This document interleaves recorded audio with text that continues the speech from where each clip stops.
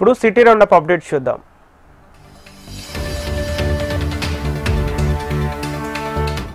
మేడ్చల్ మల్కాజిగిరి జిల్లా నిజాంపేట కార్పొరేషన్ బాచుపల్లిలో పార్కులు కాపాడినందుకు గాను అక్కడి చిన్నారులు హైడ్రాకు ధన్యవాదాలు తెలిపారు.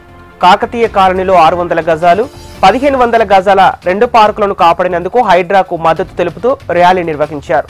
పలు కాలనీల్లోని చిన్నారులు పెద్ద ఎత్తున ప్లకార్డులు పట్టుకొని నినాదాలు చేశారు.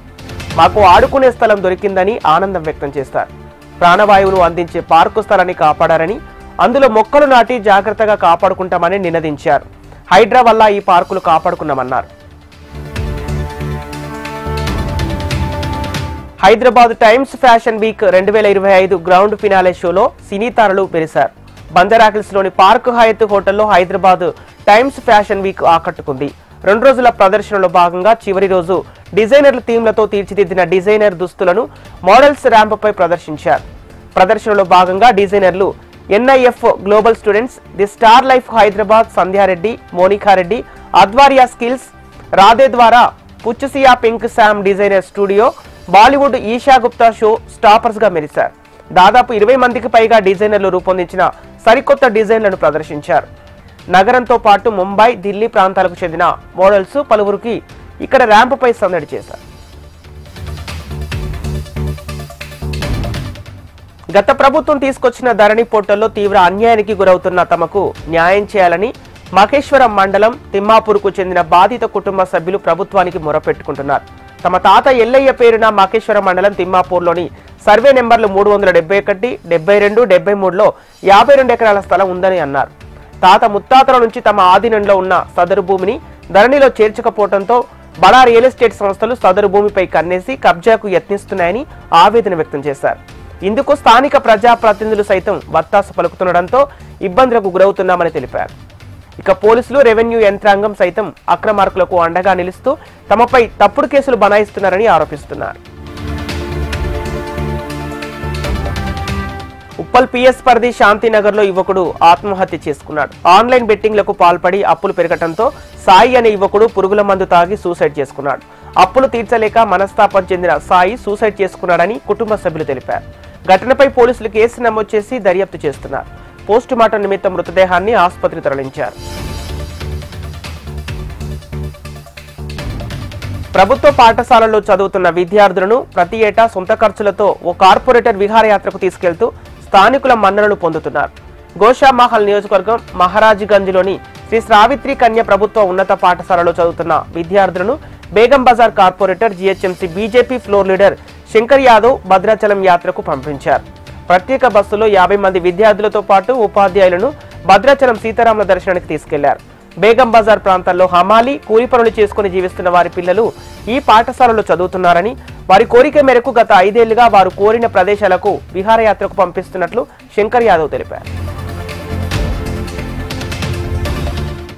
అత్యంత ప్రాచీనమైన సికింద్రాబాద్ సెయింట్ ఆండ్రూస్ ఆర్థోడాక్స్ చర్చిలో ప్లాటినం జూబ్లీ వేడుకలు ఘనంగానే జరిగాయి. 75 వసంతంలోకి అడుగు పెడుతున్న సందర్భంగా క్రిస్మస్ ముందే వేడుకలను ఘనంగా నిర్వహించారు. 365 రోజుల పాటు వేడుకలు నిర్వహించనుండగా నేటి మొదటి రోజు ప్రత్యేక ప్రార్థనలతో పాటు జ్యోతి ప్రజ్వలన చేసి కార్యక్రమాన్ని ప్రారంభించారు. బిషప్ అలెక్సియా, IFS అధికారి ప్రియాంక ఈ వేడుకల్లో ముఖ్య అతిథులుగా పాల్గొన్నారు. విద్యాభ్యాసంలో అత్యున్నత ప్రతిభ కనబరిచిన పలువురికి బహుమతులను ప్రదానం చేశారు. ఇంటర్ అనంతరం ఉన్నత విద్యా అవకాశాలపై నానో సంస్థ IAS ఆఫీసర్స్ ఆడిటోరియంలో కెరియర్ ఫెయిర్ పేరుతో అవగాహన కార్యక్రమాన్ని నిర్వహించింది. 40కి పైగా విశ్వవిద్యాలయాల్లో పాల్గొన్న ఫెయిర్ను నానో సంస్థ డైరెక్టర్లు శ్రీనివాసరావు, కృష్ణ చైతన్య, కోఆర్డినేటర్ రాఘవచారి ప్రారంభించారు. దేశంలోని ప్రముఖ విశ్వవిద్యాలయాల ప్రతినిధులు హాజరై విద్యార్థులు, వారి తల్లిదండ్రులకు అవగాహన కల్పించడంతో పాటు వారి అనుమానాలను నివృత్తి చేశారని తెలిపారు. ఇంటర్ అనంతరం పలు రకాల కోర్సులు ఉన్నప్పటికీ విద్యార్థులు ఇంజనీరింగ్, మెడిసిన్, సాధారణ డిగ్రీల వరకే పరిమితం అవుతున్నారని అన్నారు. దీనిని దృష్టిలో ఉంచుకొని కోర్సుల వివరాలు, ఆయా కోర్సులు పూర్తి చేసే ఏ రంగాల్లో రాణించవచ్చనే అంశాలను వివరించినట్లు చెప్పారు. ప్రతి జీవో కాపీ వెనుక టైప్ రైటర్ కష్టం ఉంటుందని, అలాంటి స్కిల్స్ ఉన్న వ్యవస్థను ప్రభుత్వం పట్టించుకోకపోవటం బాధాకరమన్నారు ఎమ్మెల్యే మర్రి రాజశేఖర్ రెడ్డి. రాష్ట్ర వ్యాప్తంగా వివిధ ప్రభుత్వ, ప్రైవేట్ రంగ సంస్థల్లో పనిచేసే టైప్ రైటర్లు స్టెనోల సమావేశం కంటోన్మెంట్ సౌజన్య కాలనీలో జరిగింది. ప్రస్తుతం ఎంతో మంది శిక్షణ తీసుకొని ఉద్యోగుల కోసం ఎదురు చూస్తున్నారని, ప్రభుత్వం వెంటనే ఖాళీగా ఉన్న టైప్ రైటర్, స్టెనో పోస్టులను భర్తీ చేయాలని, టైప్ రైటర్పై అన్ని వ్యవస్థపైనే అన్ని ఆధారపడినా స్కిల్కు మాత్రం తగిన ఆదరణ లభించడం లేదని, వెంటనే స్కిల్ డెవలప్మెంట్ శిక్షణలో ప్రత్యేకంగా ఈ విభాగంను చేర్చాలంటూ మర్రి రాజశేఖర్ రెడ్డితో పాటు టైప్ రైటింగ్ అసోసియేషన్ నాయకులు విజ్ఞప్తి చేశారు. చైర్మన్ నందనంపాటి రామాంజనేయులకి రావటం అభినందనీయులని తెలిపారు ప్రవచన చక్రవర్తి పద్మశ్రీ గరికపాటి నరసింహారావు. 9 సంవత్సరాల నుంచి ఈసీఐఎల్ సోలిస్ ఐ హాస్పిటల్ ప్రారంభించారు. ఈసీఐఎల్లో సోలిస్ సిబ్బందితో కలిసి అవార్డు సెలబ్రేషన్ జరుపుకున్నారు. ఈ సెలబ్రేషన్ లో ముఖ్య అతిథిగా పద్మశ్రీ గరికపాటి నరసింహారావులు దంపతులు, మాజీ కార్పొరేటర్ కొత్తరామారావు పాల్గొన్నారు. సర్వేంద్రియానం నయనం ప్రధానం. కాళ్ళు లేకున్నా జీవనం చేయొచ్చు, చేతులు లేకున్నా బ్రతకొచ్చు, కానీ కళ్ళు లేకుంటే ప్రపంచమంతా చీకటి అవుతుందని గరికపాటి అన్నారు. రాము సోలిస్ ఐ హాస్పిటల్ ద్వారా కంటి చికిత్స చేసి కొన్ని వేల మందికి జీవితంలో వెలుగులు నింపుతున్నారన్నారు. ఇదే కాకుండా ఎండాకాలంలో చలివేంద్రాలు, నిరుపేదలకు అన్నదానాలు, ఆధ్యాత్మిక కార్యక్రమాలు చేస్తున్న వారికి ప్రత్యేకమైన అభినందనలని చెప్పారు. శీతాకాల సమావేశాల్లో ప్రధాని మోదీతో మాట్లాడి బీసీలను 42% రిజర్వేషన్లతో పాటు సమస్యల పరిష్కారం కోసం కృషి చేస్తామని రాజ్యసభ సభ్యుడు ఆర్ కృష్ణయ్య అన్నారు. బీసీ సంక్షేమ సంఘం జాతీయ ప్రధాన కార్యదర్శి బాణాల అజయ్ కుమార్ అధ్యక్షతన బషీర్బాగ్ ప్రెస్ క్లబ్ లో ఏర్పాటు చేసిన సమావేశంలో ఆర్ కృష్ణయ్య ముఖ్య అతిథిగా హాజరయ్యారు. బీజేపీ బీసీల పక్షపాత పార్టీ అని, ఇప్పటి వరకు 3 బీసీలను ప్రదానం చేసిందని తెలిపారు. ప్రధాని మోదీ నేతృత్వంలో చేపట్టబోతున్న దేశవ్యాప్త కులగణనతో ఎవరికి దక్కాల్సిన వాటా వారికి దక్కుతుందన్నారు. ప్రపంచ దేశాలు మోదీని తమ దేశానికి ప్రధాని కావాలని ఆకాంక్షిస్తున్నారని కృష్ణయ్య తెలిపారు.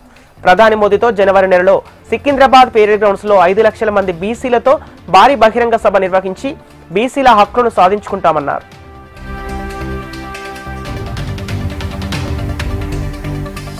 మేడ్చల్ జిల్లా చెంగిచెర్ల మేకల మండి సమీపంలో కోడి పందాలు నిర్వహిస్తున్నారనే సమాచారంతో మేడిపల్లి పోలీసులు దాడి చేశారు. కోడి పందాలు ఆడుతున్న వారిని పట్టుకున్నారు. కోళ్ల పందాలు నిర్వహిస్తున్న 15 మందిని అరెస్టు చేసి వారి నుంచి కోళ్లు, మొబైల్ ఫోన్లు, 18,000 రూపాయల నగదు స్వాధీనం చేసుకున్నారు.